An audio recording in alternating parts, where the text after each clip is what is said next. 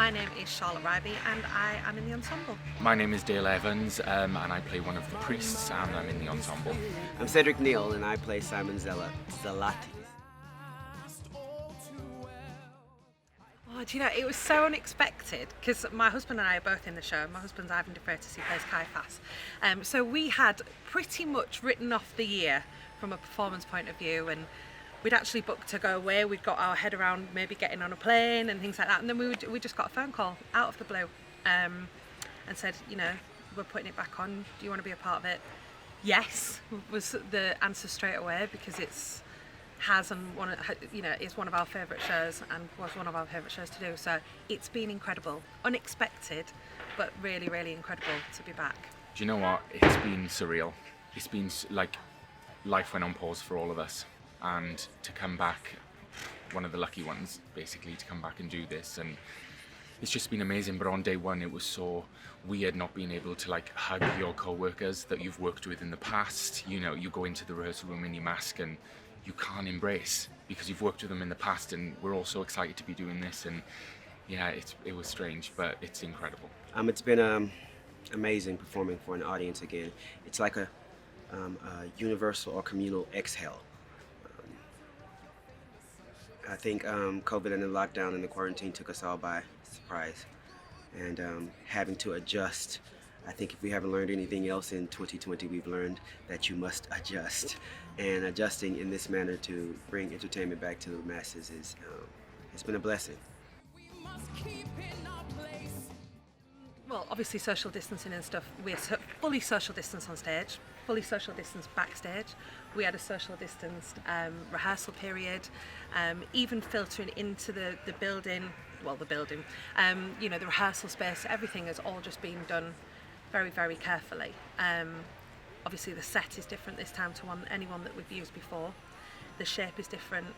It's the old Evita set, so with it being on steps, it lends itself very, very well to being social distance, not only sideways, but being social distance on steps forward and backwards as well. So it works very well. But also, obviously, we have to stick to rules backstage, so we can't, you know, we've got glass dividers between us in the dressing room, so we can't, you know, we're doing a really good job at it, and I think it's working. It's really working. How have you found performing for audiences with masks? Do you know what? The first performance that we did, we stepped out and it was a little bit strange, but there is a point in the show, in the overture, I'm not going to spoil it for people who haven't seen it yet, but we do something and the reaction that we get is just mind-blowing and really heartbreaking as well, because we feel for our co-workers and our colleagues that are not in work at the moment, and it's really tough, and I just want them to be able to get back on stage and, you know, hear the audience again and hear the mumble through the front cloth and, you know, just stuff that's, you know, really important to us. Because of social distancing rules and regulations that the park are following to the T, thank you for that, so that our show can keep going. It's I just described it first as clinical. It was very clinical. From the first day of rehearsal, it felt like we were rehearsing in the waiting room of a hospital. Necessarily had to be that way, but rehearsal spaces for performers are safe spaces where you explore and make mistakes without judgment. But with it being so clinical and having to wash our hands every time we touch the surface or have a mask on whenever we weren't dancing, it took us out of that.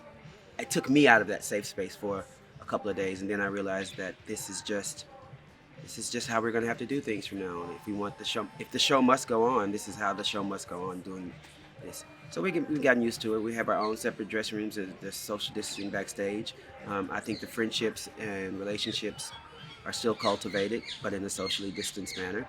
And yeah, it's our new norm. I hate that statement, but it's our new norm. And if this has to be the new norm, then bring it on.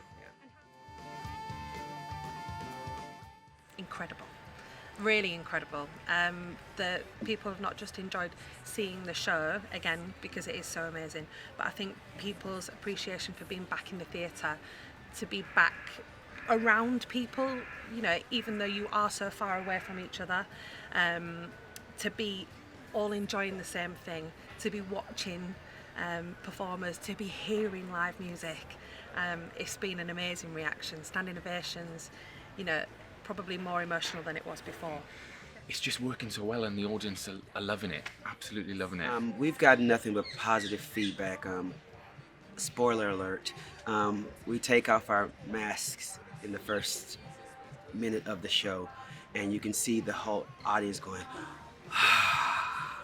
literally, it's palpable. Some of them may have thought we were going to do the whole show in our masks. So, but they see that as the parting of the Red Sea in the Old Testament. We can see the promised land. We can see the promised land. See the end of the light at the end of this tunnel that we know as COVID-19. So.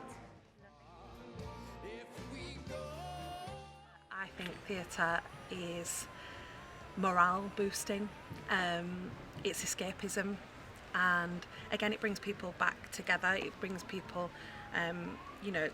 back in one place, all enjoying one thing.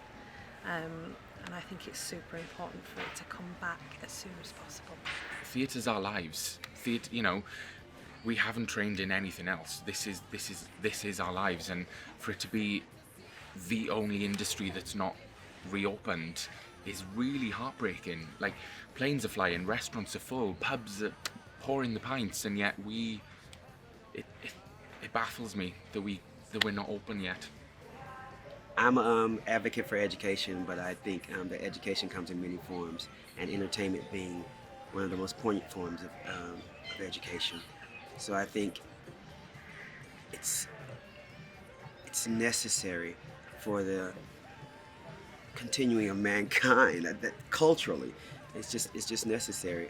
How can you live in a world where you're not educated in as many ways as you can? And entertainment being one of the biggest slices of that education pie. I just think it's integral.